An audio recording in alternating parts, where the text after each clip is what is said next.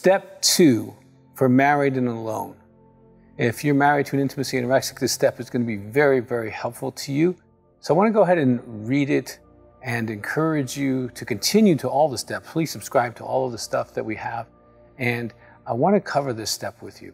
Step 2, came to believe a power greater than ourselves could restore us to sanity. Now, if you're married and alone, you definitely came to believe. But it was a process, wasn't it? When you got married on your wedding day, you had no idea you were getting married alone. Some of you have expressed to me, both men and women, how angry you are because of the bait and switch. You stood there, I promise to love you and cherish you and honor you, to not only be faithful to you, but to be faithful towards you. And you didn't get faithful towards you. Maybe they never cheated, but they never connected, or very rarely. And you came to believe, and it takes years to believe you're married and alone. That's the insidiousness of intimacy anorexia. Because as a married alone person, you try again and again, and you do this and you do that.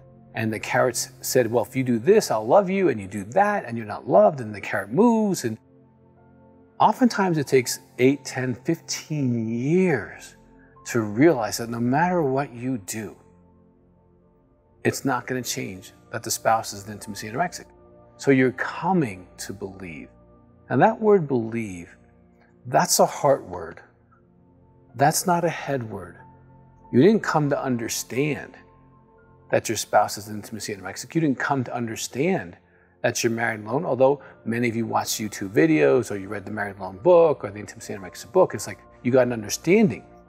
But then you came to believe, like no matter what, you are married to an intimacy anorexic. That no matter what you do, you have no power to change that. We did that in step 1, that you're totally powerless to make this person love you. You came to believe that there's nothing you can do to be loved. This person has to choose that. You came to believe that you're alone, maybe without sensuality in your life, or without romance in your life, or without being spoken to in kindness and love, maybe without any celebration in your life, or touch, or even sexuality has been robbed of you. And you came to believe over months and years, and sometimes decades, that you're truly married and alone. I got an email today, Dr. Weiss, I feel trapped. You know, you have children, and she felt trapped. I've heard that from men too. I feel trapped because of my religion. I'm stuck. I am in an intimacy anorexic relationship. I am married and alone. I'm a man. I'm a good man. You came to believe. Now, not only did you come to believe that you're married and alone, in step 2, you come to believe in a power greater than ourselves. Now, this is a process of coming to believe. Some of you have incredible religious training and a lot of understanding, but believing that this power, that there's a power, okay? Now, some of you have no religious training. For you, spirituality is weird, or religion and spirituality for you are the same word. They're not the same word. Spirituality is a relationship. Religion is an object relationship. Okay, so you come to believe in a power greater than ourselves.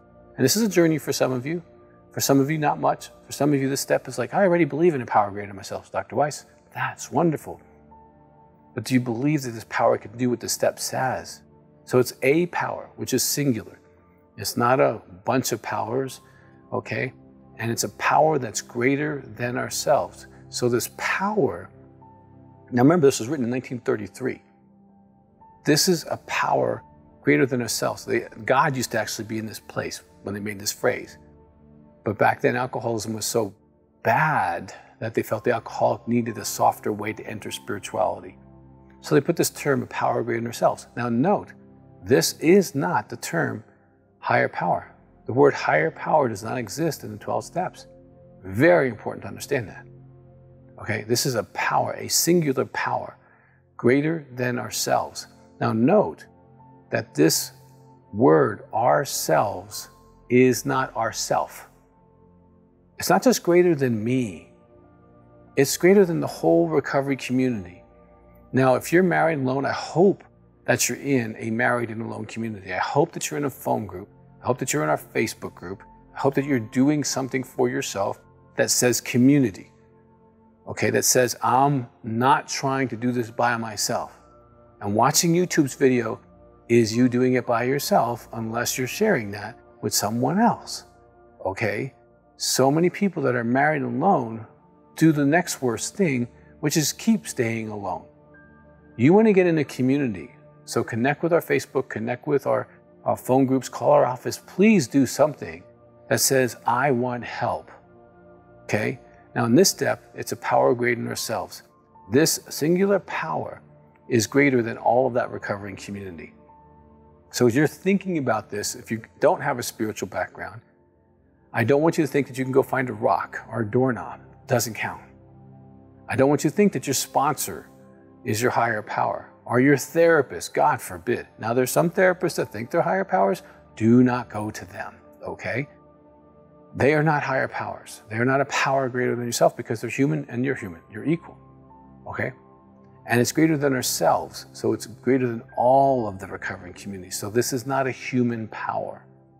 So as you're seeking this, and even in the honest prayer of, you know what, Spirit, God, power, universe, I don't know who you are, talk to me.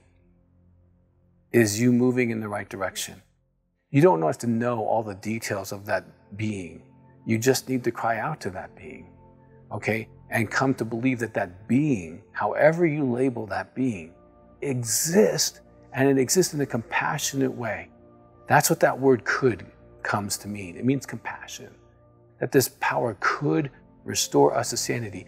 This power has the ability to take the insanity of living married and alone and begin to heal us. Now, it doesn't mean it's going to heal your spouse. It doesn't mean that you may not end up in a situation where there's separation or divorce. It doesn't mean that at all. It means it can restore you to sanity, that you're worthy of love, that you're worthy of touch, that you're worthy of romance, that you're worthy of being celebrated. You're worthy of being seen again. You're worthy of being known and explored and discovered as a human being. Someone who says they love you, discovers you, asks you questions, wants to know who you are, where you've been, how's your heart. You can be restored from being ignored and untouched and unwanted and unloved. And the beliefs that you have created are tried to survive in this. Some of you even move towards anorexia yourself because you've been trying to survive this dysfunction. But these beliefs and these behaviors that you might have created to survive as survival mechanisms can be healed. And this power, this singular power that's greater than ourselves, is part of the toolkit. It's part of being able to be restored to sanity. Sanity, let me tell you what sanity means for married and alone. You're worthy of love. You're worthy of praise. You're worthy to be adored. You're worthy to be pursued. You're worthy of sex. You're worthy of time. You're worthy of dating. You're worthy of resources. You're worthy of being romanced. You're worthy of stickies that say, I love you. You're worthy of someone who really loves you. When you believe that, you become sane. And living in an intimate anorexic relationship, you can believe a whole lot of things and question that. But that's what being restored to sanity is. So I strongly encourage you that as you walk through the steps, in step 2, give yourself grace. It takes time to come to believe. It takes time to come to believe that you're in this marriage you're in. It takes time. And whether you're a man or a woman, men suffer, women suffer. If you're married to someone who doesn't love you, the suffering is not dependent on your gender. You may feel it differently because of your gender, but the suffering is the same. But you came to believe in a power, that there's something so big, so ominous, so powerful, so great, so able, and so willing, and so compassionate to hear your pain, to hear your prayers, to feel the aloneness laying next to someone who says they love you but won't touch you. That power that sees that has a desire, has the resources, has the ability to help you restore to sanity That doesn't mean it changes your circumstances with your spouse, but it can change the way you are. It can change the way you think. It can change the way you feel. It can change the way you hope. You know, one of the things I realize when people do step 2 is there's this seed of hope that tends to grow up in them. Like, wow, I don't have to stay the same. Maybe they stay the same. It doesn't matter, alcohol, drug addict, sex addict, intimacy, anorexic, maybe they stay the same, but I don't have to stay the same. I don't have to be unloved. I don't have to be unwanted. I can be celebrated. I can be loved again. I can have hope. Regardless of them, I can grab my community. I can grab my greater power. We can work through this together. I have unlimited resources because this power is greater than all of us. And I can move forward. I can use the support, the materials, whatever I need to do. And I can change. I can move forward. I can be sane again, believing I'm loved, that I'm able to be enjoyed, that I have value, that I'm significant to somebody, and that when someone looks me in the eye and they say, I love you, they really mean it by their behaviors. I can live in a world like that. So I can be restored to sanity. And this power that's greater than me is part of the process.